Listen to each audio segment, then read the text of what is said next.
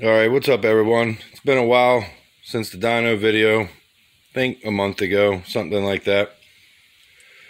Well, made good power. It just didn't have much power until clear up top.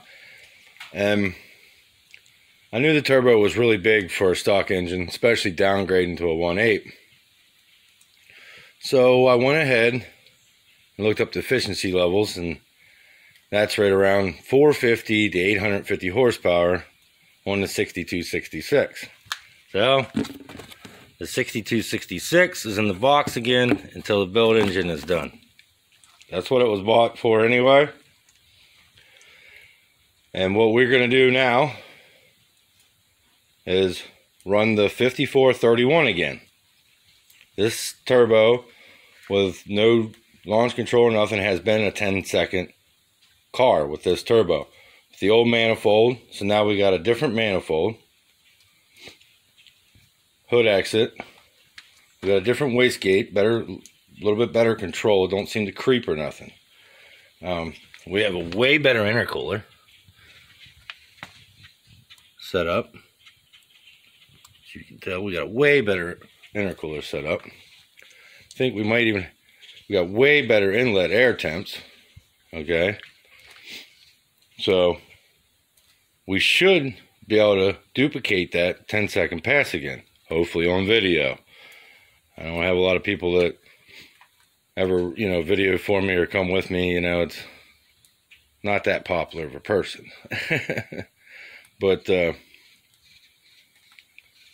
good thing is, it's all the same setup, but some upgrades. The piping, the intercooler, the turbo manifold. So let's see if that helps.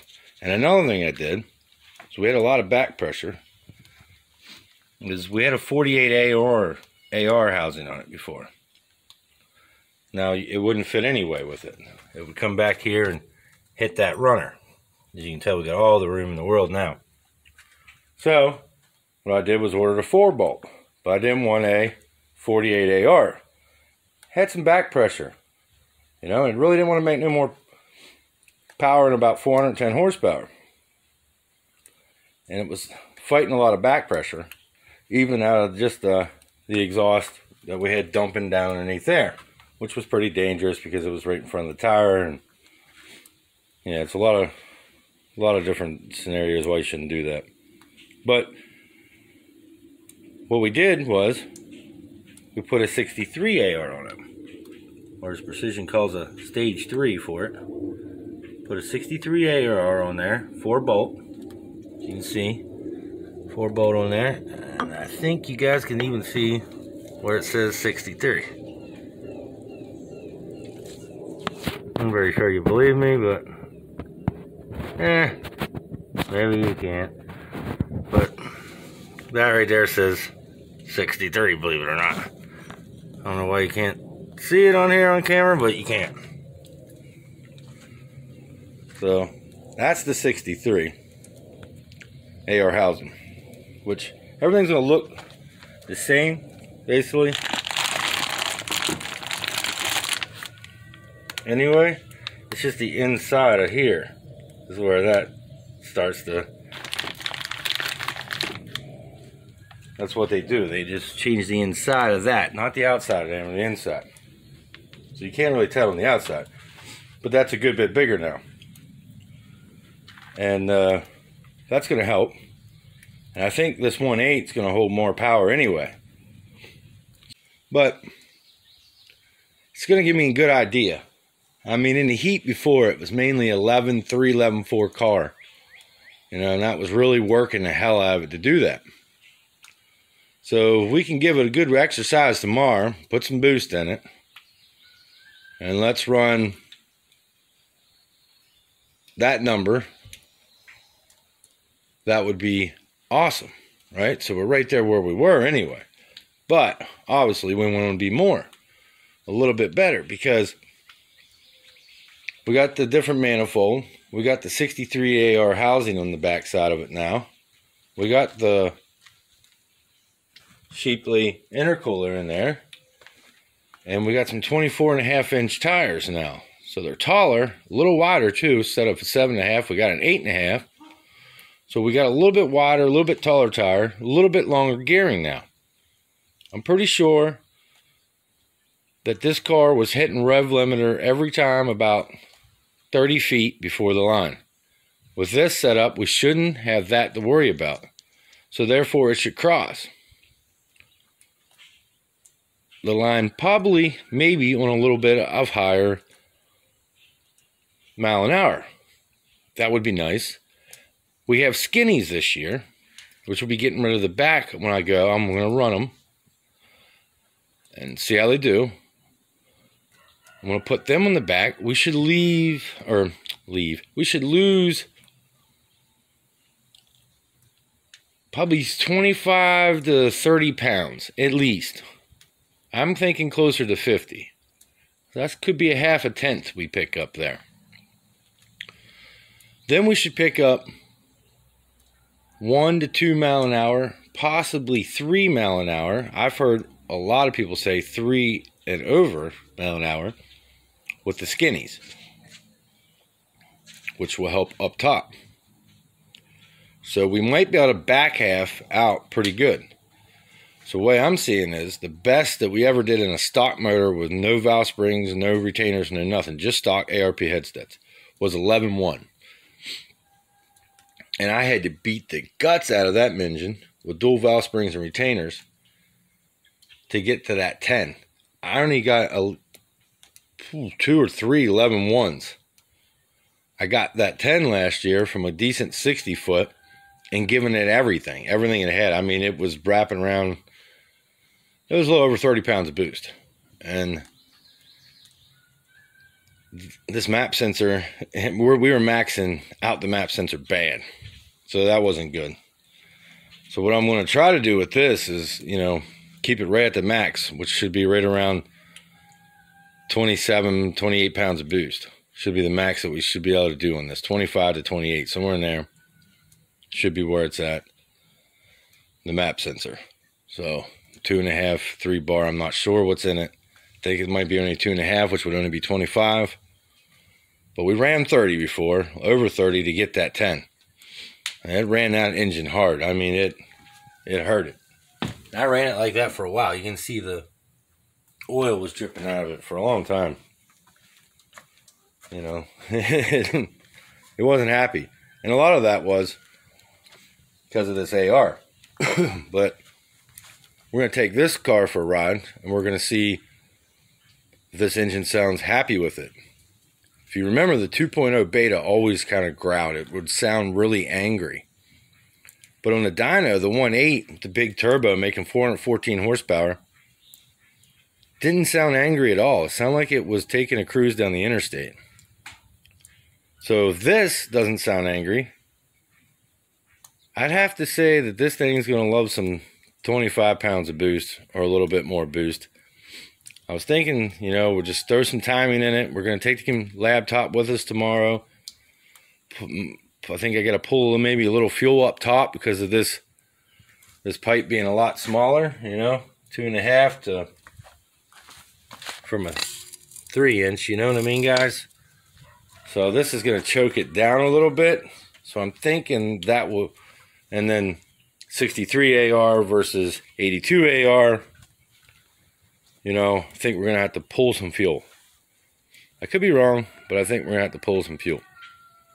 But it's about to storm right now. So I'm going to try to get out here and make some hits real quick and see where we're at. I'm going to take you guys along.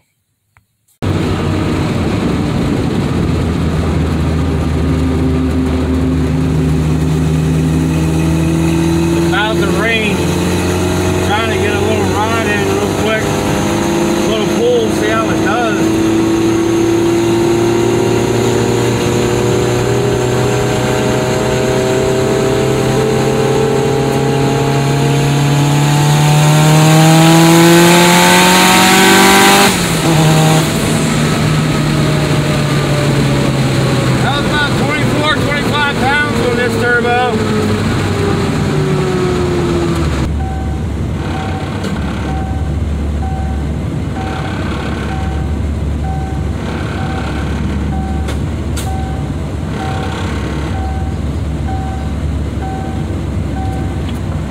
turn it down 8.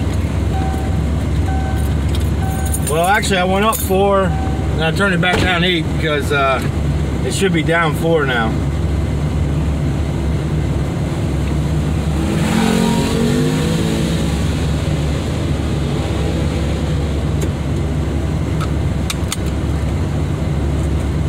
So it should be. This video is probably all wobbly. We'll see what we use of it, if any. Might use some. It's so freaking hot. It's 106 degrees. We're out here making pulls.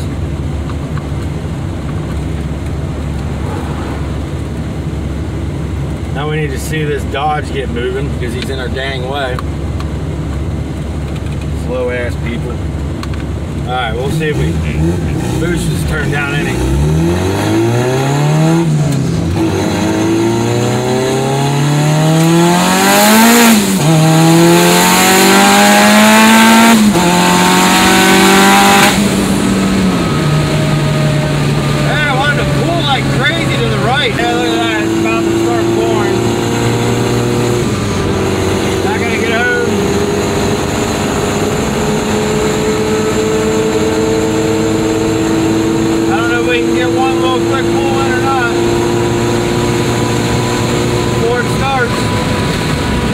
Looks like it's going to get nasty.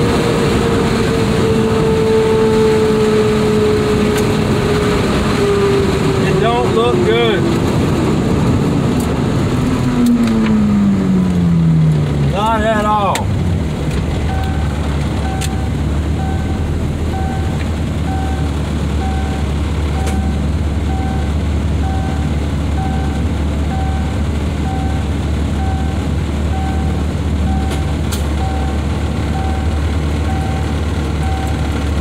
Alright, we'll put it up too. We'll see. Hopefully it don't start raining. Branch is coming down and everything else.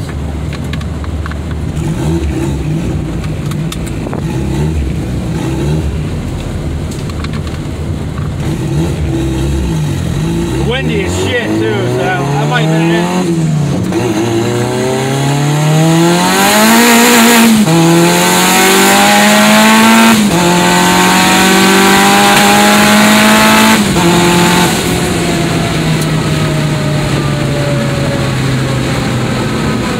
Rich up top, you heard that pop. That's what that was. Too much dang fuel up top. I seen it dip down into 10s. I gotta reset this wideband, make sure it's correct.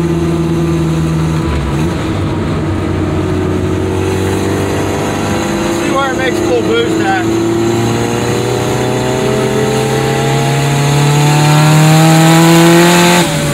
Making full boost right around 4,400. About 4,300 RPM. Bad storm for a good half hour. It was pretty nasty. But the good thing is it's making power the whole way, making power a lot quicker, and you can feel the mid-range in there. And we don't have launch control. So this turbo was a dog. If I had a launch control, that would have helped a lot. But we need cams. If we could rev this to 8,000, it'd be one thing. We're only revving like 7,000 RPM, guys, because of the stock cams. The stock cams make no more power after that. I mean, if you're revving your stuff past 7,000, a beta with stock cams, you're not doing anything but making noise because your power is just doing this. Nose diving. But we're going to try it out tomorrow. Hopefully this rain stays away and they're open 6 to 10 tomorrow night. I'm really ready to go. It's the first time all year. So I'm excited to go. Like I said before, the boost is definitely coming in there about 4,300, maybe a little bit sooner, 44. The latest, I'm thinking, you know, it's kind of hard to pay attention and drive, you know. That full boost kicks in. Might not look that fast on camera, but that much PSI is 400 horsepower, and 400 horsepower looking, you know, not paying attention to the road on a on a sketchy ass road is not the smartest thing to do. But doing what I can to give you guys a little bit of content. I know I haven't been giving any content this year. I've just been running into issue after issue. I tested a couple weeks ago. I didn't even show you guys. I made 2 hits. And it was a dog with that turbo. It was way slower than I'd ever been on the street. I don't give out my street numbers on YouTube. You do see my track numbers, but I'm not telling you what it runs on the street, because that's totally different between street and track. But if you know anything about front-wheel drives, you probably figure it out.